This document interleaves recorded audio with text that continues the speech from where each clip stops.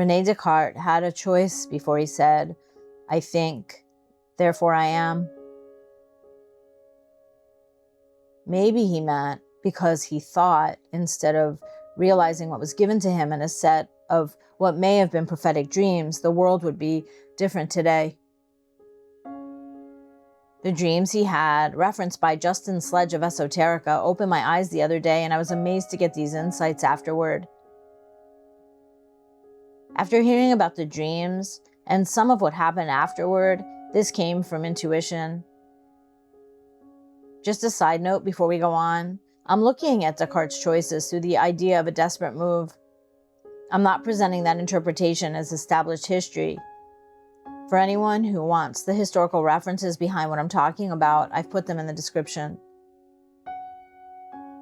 The institutions may have forced Descartes to think about the ramifications if he had chosen to follow what he may have understood as prophetic guidance. Through history, we know that Descartes learned what happened to Galileo and chose not to publish Le Monde, the world. He had reason to think about what could happen to him and his work.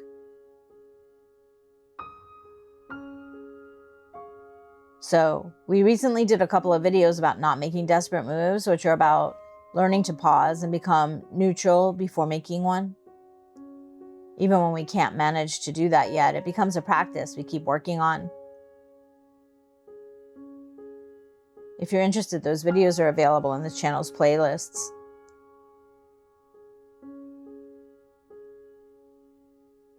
When I was writing notes about this, I woke up realizing I didn't apply desperate moves here. And I definitely want to apply that assumption to Descartes. If we were to look at this from the standpoint of no desperate moves and assume Descartes may have felt desperate, then all of the reasons attributed here for his choices can be explained by that.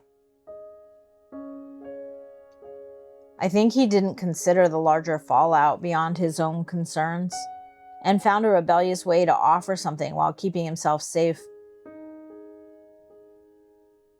But his ideas became deeply embedded in our society, philosophy, and sciences, and our track record has been pretty awful in many ways.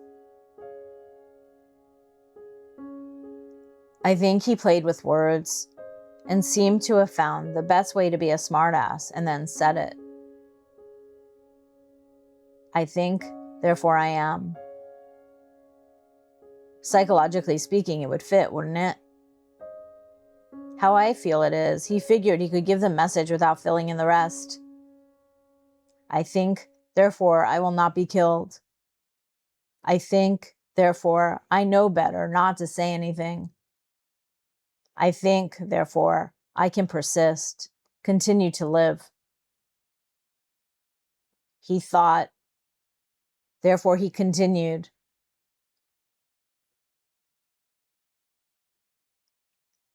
I can't know what Descartes ultimately understood, what he believed those experiences meant, or exactly why he made the choices he made. What I can do is look at what we know, look at what followed after, and tell you what I see when I put those pieces together. And what I see is a betrayal. Descartes betrayed himself, us, and all that lives in the world when he didn't finish the sentence, I think, therefore I am. Here is the rest. I think, therefore I am allowed to continue without judgment, trial, or censoring. I think, therefore I am allowed to build my work, even if it's not what I know to be what was intended. We can't blame Descartes, even though I have for years. He had reasons to be concerned about what could happen to him in his work, and while he had decades to fix his assertion, that was adopted into the world, bringing us to where we are today. He is one, but not all, of who had done that to our civilization. We are all doing it now, too.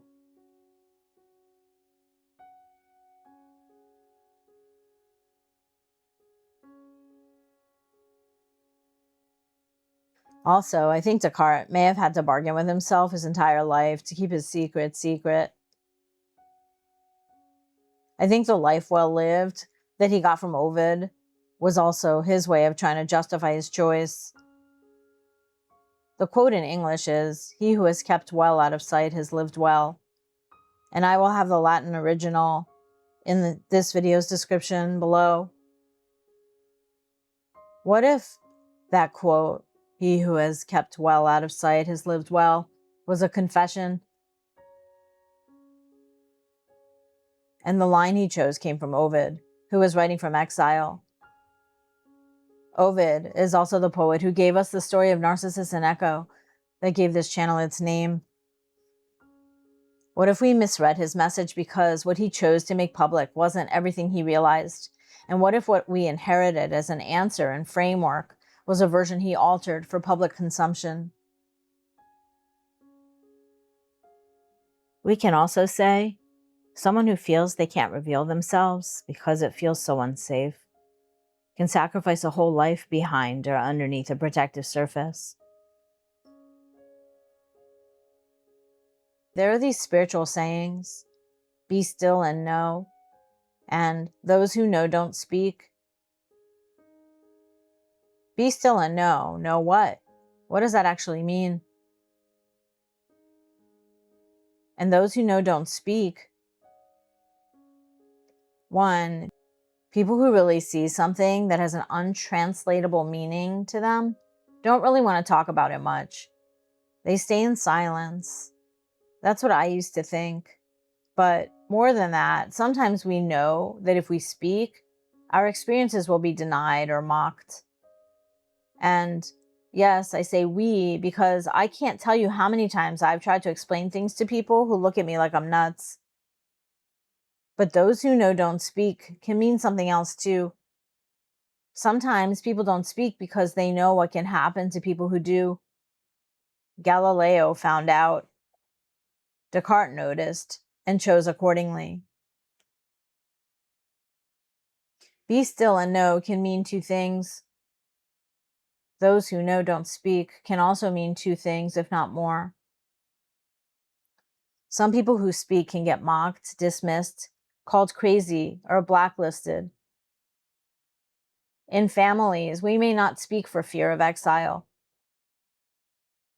This goes from family all the way into the highest levels of segmented society. Have you ever been in a situation where you knew it was better to keep certain things to yourself? Maybe at work, with certain social groups, or even in online spaces, because you understood what was appropriate for the people listening to you and what that particular room could handle.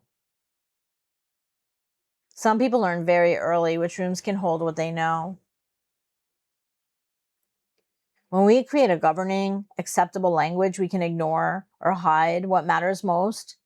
We end up talking at each other's reflections.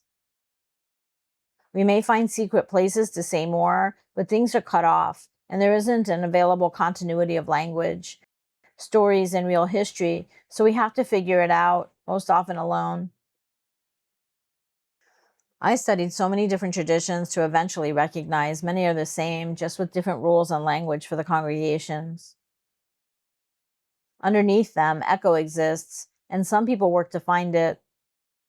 Mystical sects of mainstream religions, and now with the internet, some of it is easier to piece together. One ultimate answer to me from all of them was, be still and listen.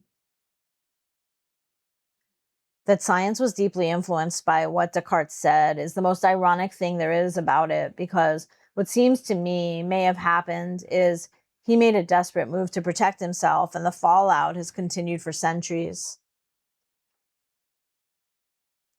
What if he hid the meanings around the dreams he had, and now we all have to stay quiet?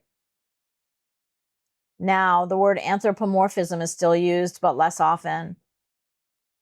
I think we have matured enough and seen enough to know that while things are not yet measurable in certain experiments, it doesn't mean they don't exist. While helping establish a way of looking at animals as mechanisms rather than beings, whose inner experience demanded our consideration, which allowed many to justify the tremendous violence our society has carried forward in its use of animals. It would seem to me even saying the dog is an automaton fits Descartes' smartassery. We live in the reflection of Descartes' choice to go with what was expected of him so he could survive, and the world is still trying to figure out what went wrong. This is one of the reflections we will begin to look at over time. There are many forks and interpretations, like Narcissus and Echo, that we will visit together. Thank you for being here and listening. Hope to see you again next time.